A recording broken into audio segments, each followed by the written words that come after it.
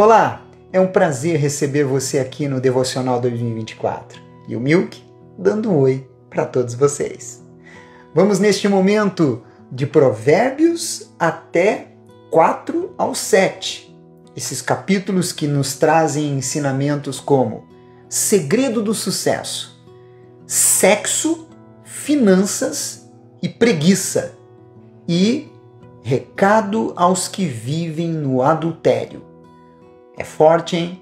Então venha comigo a partir de agora, neste devocional. O capítulo 4, ele nos mostra no versículo 1 e 2 o seguinte: ouvi, filhos, a instrução do Pai, e estai atentos para conhecerdes o entendimento. Estes são segredos para uma vida plena.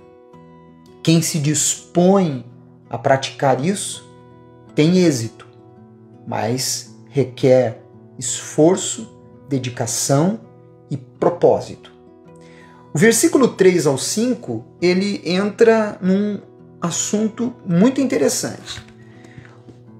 Diz assim: quando eu era filho em companhia de meu pai, tenro e único diante de minha mãe, então ele me ensinava e me dizia: retenha o teu coração as minhas palavras, guarda os meus mandamentos e vive. Adquire a sabedoria, adquire o entendimento. Não te esqueças das palavras da minha boca, nem delas te apartes. Filhos que dão ouvidos aos pais, que têm, obviamente, princípios e valores divinos, já estão garantindo praticamente um futuro promissor. Futuro na eternidade, com certeza. Aqui na Terra é consequência de uma permanência neste conselho, exemplo e comportamento visto em seus pais. Atente para isso, você que é jovem e está nos acompanhando. No versículo 13 ao versículo 17, ele vem falando sobre as amizades que, de alguma maneira, influenciam de forma negativa. Eu vou ler para você aqui, pelo menos, o primeiro versículo, que diz assim: retém a instrução e não a largues. Guarda, porque ela é a tua vida. E aí no versículo seguinte diz: não entres na vereda dos perversos, nem sigas pelo caminho dos maus. E quando você prossegue meditando nestes próximos versículos, você observa claramente o comportamento das más amizades, de pessoas que influenciam de forma negativa. E isso vai trazer consequências se você andar pelos seus caminhos, algo negativo para o seu comportamento mental, emocional, físico e, sobretudo, espiritual. Deve ser evitado esse tipo de amizade da mesma maneira como o diabo foge da cruz. Cuidado com quem você anda. No versículo 23, diz assim: sobretudo, o que se deve guardar, guarda o coração, porque dele procedem as fontes da vida. Acreditava-se naquela época que o coração ele era o centro da inteligência e o lugar que se tomavam as decisões que transformavam vidas. Hoje nós entendemos que a mente deve ser guardada tanto quanto o coração, que hoje entendemos que é a alma. Então, observe o que você tem colocado para dentro da sua alma e observe o que você tem colocado em sua mente.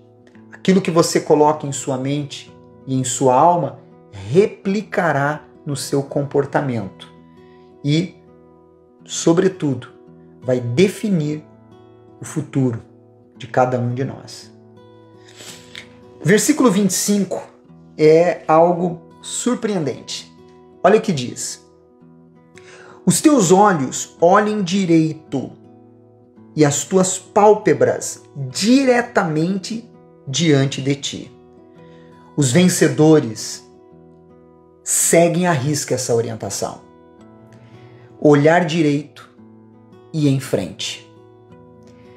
Toda pessoa que vive olhando para trás, para baixo ou para os lados, no caso, olhando para a vida dos outros, está assinando o seu decreto de fracasso.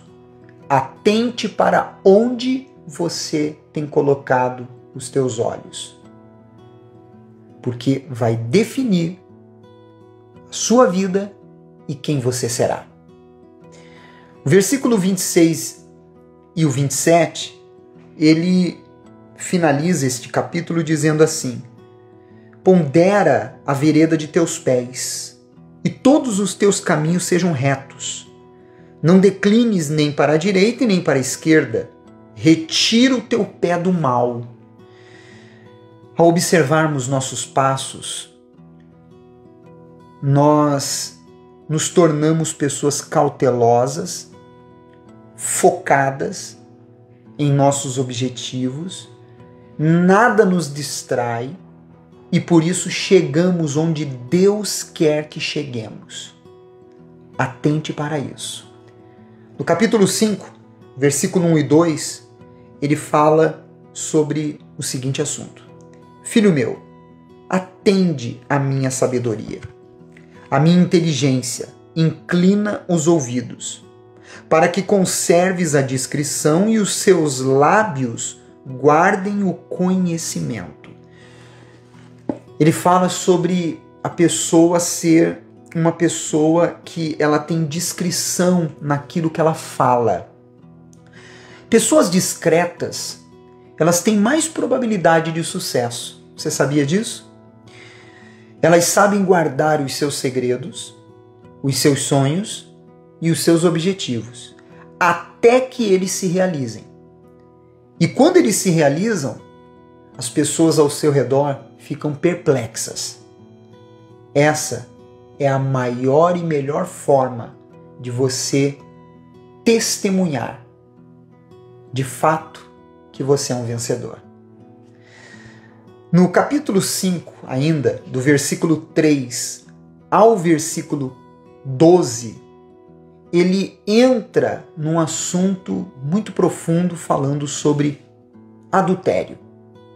Eu vou ler para você o primeiro versículo só.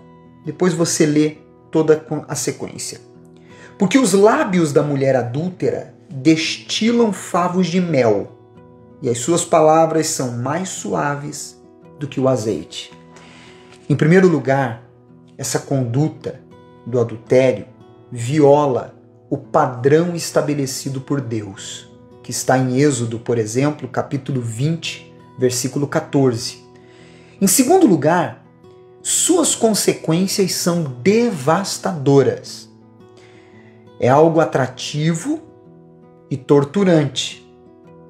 Finge oferecer prazer e satisfação sexual.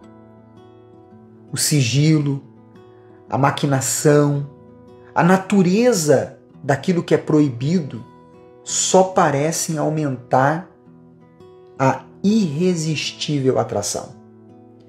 Mas o que começa doce termina amargo. O adultério destrói reputações, caráter e casamentos. Pese na balança, se vale a pena. Ele arruína relacionamentos, esmaga o cônjuge vitimado e produz feridas profundas no casamento e até nos filhos. E mesmo que ninguém saiba, ele está plenamente desmascarado diante de Deus, que julga com justiça. Não esqueça disso. Lá no versículo 18 e 19 deste capítulo, ele entra num assunto que é polêmico. Sexo. Ele diz: bendito seja o teu manancial, e alegra-te, seja bendito o teu manancial, e alegra-te com a mulher da tua mocidade. Corça de amores e gazela graciosa, saciem-te os seus seios em todo o tempo, e embriaga-te sempre com as tuas carícias. O sexo, ele oferece pelo menos 3 benefícios que são concedidos por Deus. Primeiro, prazer. Segundo, intimidade. E terceiro, para os que decidem ter filhos. Dentro do casamento, os deleites físicos do sexo são plenamente realizados. O prazer, a intimidade e um relacionamento seguro e gratificante. Então, valorize a intimidade com o seu marido, com a sua esposa. No versículo 6, do 1 ao 5, aliás, capítulo 6, do 1 ao 5, ele fala sobre vida financeira. Filho meu, eu vou ler o primeiro versículo. Se ficaste por fiador do teu companheiro e se te empenhaste ao estranho, versículo 2, estás enredado com o que dizem os teus lábios, estás preso com as palavras da tua boca. Não é errado financiar alguém, mas se esse alguém representa um risco, prejudicará o seu futuro. A falta de discernimento ou de ponderação nesse assunto pode levar alguém a ficar a vida inteira pagando contas deste tipo. Por isso, observe onde você está colocando os seus pés. No capítulo 6 ainda, do versículo 6 ao 11, ele fala sobre prosperidade, sobre progresso, sobre crescimento. Mas ele fala também sobre uma formiga. Eu quero ler o primeiro versículo. Vai ter com a formiga, ó preguiçoso. Considera seus caminhos e sê sábio. Depois você lê a continuidade. Não existe fórmula para o sucesso, nem atalho para ele. A autodisciplina é certamente uma característica de todas as pessoas bem-sucedidas. A formiga é um exemplo de autodisciplina, sem supervisão, nem coerção, sem pressões externas. Essa criatura minúscula, ela armazena gêneros alimentícios suficientes para vencer períodos futuros de escassez. Devemos ter espírito de previdência e aplicação, evitar a procrastinação, fazendo tudo o que devemos fazer na hora certa. O preguiçoso não trabalha, não pensa no futuro e está fadado a viver na pobreza e na necessidade. Uma pessoa assim evita tomar responsabilidades para o futuro, foge do trabalho diligente e até mesmo lhe falta motivação para levantar da cama. Em vez de demonstrar iniciativa e esforço, acha que levar a comida até a boca é um serviço pesado. Então, não seja preguiçoso. Nós vemos do versículo 12 ao 19 ele falando sobre a divisão, contendas, pessoas que se lançam um contra os outros, usando gestos, palavras sutis e manipulações que são instrumentos de Satanás. Provocar pessoas de caso pensado, com certeza, leva à condenação. E fala sobre outros assuntos importantíssimos. Agora, o capítulo 7, do versículo 10 ao 27, ele entra ainda falando sobre essa questão da mulher adúltera. A postura, a conduta, as palavras desta mulher mostram claramente uma pessoa vulgar, sem princípios e inconsequente. Quem é sábio não anda pelo seu caminho, pois é comparado a um boi indo ao matadouro ou uma pessoa que está cavando a sua própria cova. Esteja atento para isso. Se este vídeo te ajudou, envie para o máximo de pessoas possíveis. Coloque nos seus stories, envie nas listas de transmissão. Deixe o seu like e o seu comentário. Amanhã continuamos o livro de Provérbios. Até lá!